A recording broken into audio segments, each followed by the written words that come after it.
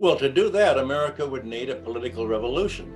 And America can't have a political revolution because there's no American embassy in America. There are American embassies in other countries, and they produce color revolutions and overthrow other countries, but there's no embassy in America to overthrow the American government.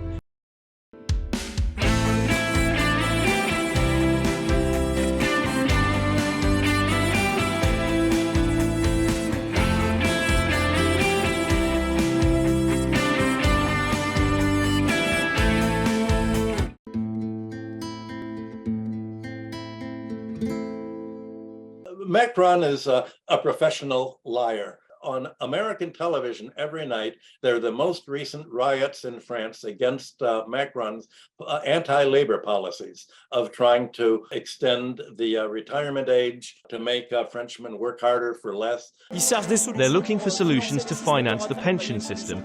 There's a very simple solution. It's to take from the pockets of billionaires. Almost every policy promise that he's made, he's broken. So he's trying to popularize himself by saying, well, Europe should be more independent from the United States. If he can make French voters think of him as supporting France against America instead of supporting French employers against French labor, then he won't be defeated so badly in the next French election. Even though I'm sure in China you've read his statements that Europe has to be more independent of the United States and the third force, he doesn't mean it. These are just words. And what he's saying really is, I know what you want, you European voters. You want to be independent. You don't want us to have to lower your wages and lower your working conditions. You don't want us to support the United States and use our money to support NATO in its war. I know that's what you want. Well, he knows what they want, but he has no intention of giving them what they want. What he's done all along is act as a double crosser on behalf of the United States to try to trick other countries and letting him be the mediator or judge, so then he can double cross them yet again. And I don't think the Europeans are going to fall for this. And I would be very surprised if China actually believes that he means what he says is more than just an election promise. He's sort of the French Netanyahu.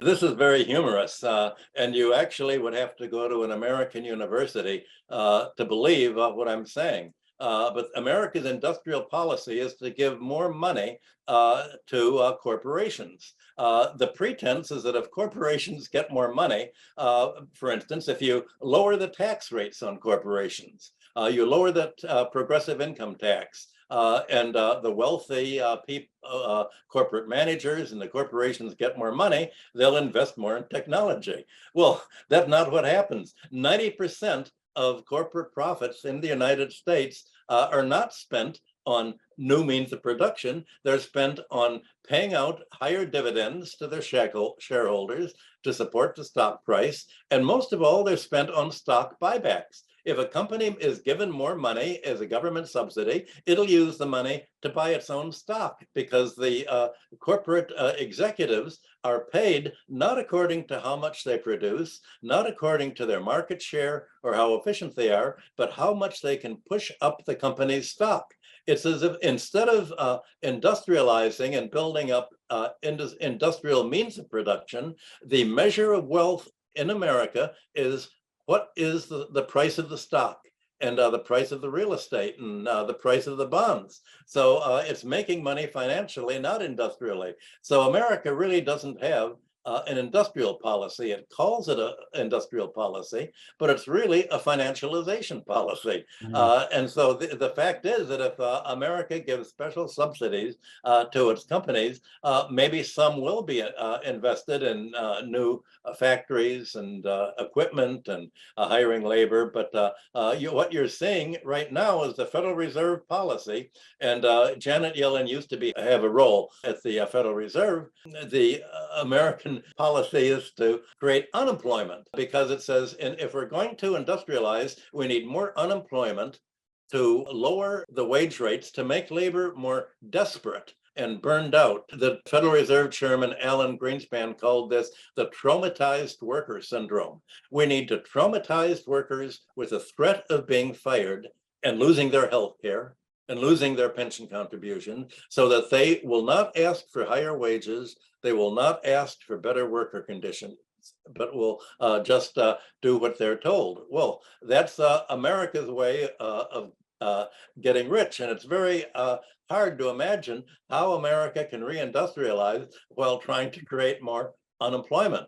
I guess unless it buys Chinese robots to do the work. Well, to do that, America would need a political revolution.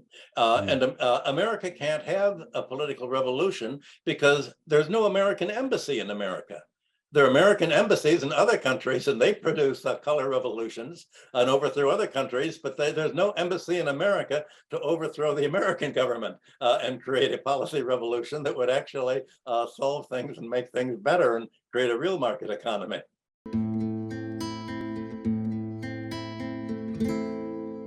I didn't mention that, but yes, Yellen did mention China's debt. The problem is that the global majority cannot afford to pay their foreign debt in dollars, given that was lent to them by the American military through the World Bank and the IMF, which are arms of the American military, basically. And the purpose of IMF and World Bank loans for 75 years have been to prevent other countries from developing their own self-sufficiency in food and other essentials, and to make them export clients of the United States and satellites of the US economy. The debts have been bad loans. They cannot be paid unless countries are going to sell off what remains of their natural resources and their land and industry to American and European investors. So this is the financial crisis that the world faces today. Now, China has also belatedly begun to make its own investment in the global majority countries. Its investments have been actually to build up their commercial power, to build up their own economies. And so the United States is trying to say, well, we know that there's not enough money in the global majority to pay both China and the dollar holders. Something has to give. If only China will give up its debt and not ask countries to repay, then these countries will have enough money to pay their dollar debts to private bondholders and to the World Bank and to the IMF. China has replied very explicitly, saying, why the worst loans of all, the most predatory, destructive loans have been those of the IMF that have insisted on austerity programs that have crippled the global South countries and prevented them from paying back, from earning enough to pay back their foreign debts. Of course, their debts should be written down too, and in fact written off, because they're bad debts aimed at neocolonialism. So the Americans are saying, not only, first of all, China should forgive its everything that other countries own it, and then because the countries should pay their debts by seizing and confiscating all of the ports, all Chinese investments in these countries, confiscate them, sell them off to Wall Street buyers, and use the money to repay the dollar bondholders. That is the American plan for debt peonage of the rest of the world.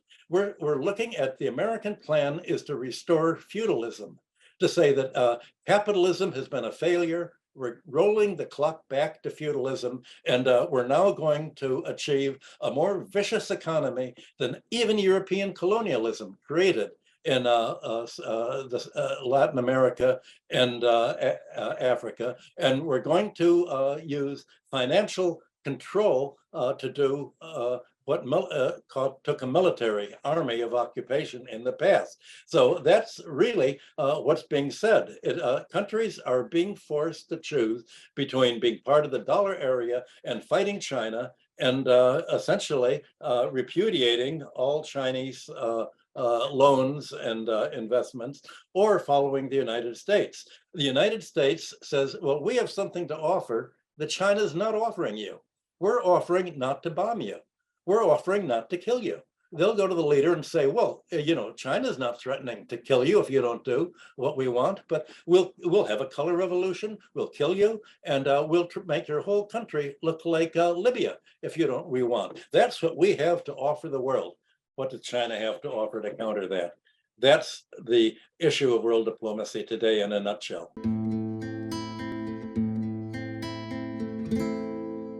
So the United States says, well, I guess it didn't really work, our attack on Russia. It's really made Russia stronger, but maybe it'll work against China. If we can convince Japan to say, well, you didn't beat China in World War II, but we'll give you another crack at Nanjing. We'll give you another crack at China. We're going to give you the atom bomb, and maybe you can work with the president that we've promoted in the Philippines, Marcos's son, and maybe we can get Korea to join a coalition of the willing, and then we can attack China just as the coalition of the willing attacked Iraq and Syria and destroyed Libya. Wouldn't you like to do that, Korea and Japan? Well, the problem is that Japan didn't only attack China in the 1930s, it attacked Korea much earlier, and the Japanese behavior in Korea is still left a memory of almost hatred, you could say. So the problem is, how is the United States going to be able to keep Korea, South Korea, Japan, and the Philippines all together, and to try to promote Taiwan into joining an attack on China? Everybody knows that in the first hour of any such attack, there would be no more Japanese. There'd be very few Koreans, and Taiwan would be in a real mess. I think that the most aggressive are the Japanese. And I know that there is a large group in Japan that is opposing the United States pushing it into adventurism, but the United States is so strongly in control of China's bank and corporate leadership that Japan is moving towards the same kind of suicidal policy that the Ukraine moved into. And at some point, you'll probably see China do to Japan what Russia has done to Ukraine. The United States would be quite happy to fight to the last Japanese against China. And I think that that would be a demonstration to Korea and certainly Taiwan as to why not to join the American plan. But the Americans actually imagine that other countries may be tricked into thinking that America and NATO have actually beat Russia in Ukraine, instead of what all of the American generals themselves are saying, according to the CIA leaks that have come out in the last few weeks. That's another big news event that you probably missed while you were traveling in China, that about 20 documents have come out showing that the American military know that Ukraine is going to just lose whatever remnants of the army that it has, and that Russia is going to end up in control not only of the Donbass and Luhansk, the former Russian-speaking areas in eastern Ukraine, but the whole southern shore north of the naval base, all the way to Odessa. And the whole seashore will be controlled by Russia. And the question is, what will America do? There's talk in America about using small tactical nuclear weapons there. And if that's the case, the question is, Russia hasn't really responded to its red lines with a strong military response yet. It tried to avoid it, but if the Americans use the small nuclear weapons, especially against the Russian naval base in Crimea, then you can expect Russia to do more than just meeting tit for tat what the Americans do, but actually escalate. The talk among American generals is that China's in a different situation. China also has its red lines, but it is not as patient as Russia is. That if America tries to escalate against China in the way that it was escalating with violence and assassinations against Russian speakers in the Ukraine, China's willing to take the lead and just go kaboom. On Japan, on the whole China Sea. The point is, at some point, China is going to probably tell the United States NATO is trying to expand NATO's war into the South China Sea and East Asia, because you are trying to make the East China Sea and the Pacific a war area. The China Straits are a matter for China and its neighbors to have. We will not permit any military ships in the China Sea. If they are, we will blow you out of the water. At some point, that is the trigger point that the Americans are expecting and planning for. And the question is, what will the American response be if China blocks the Americans from moving ships with atomic torpedoes right off China's shore? And what will the American response be if America arms Japan with the atom bomb and tries to egg Japan in invading Nanking yet again?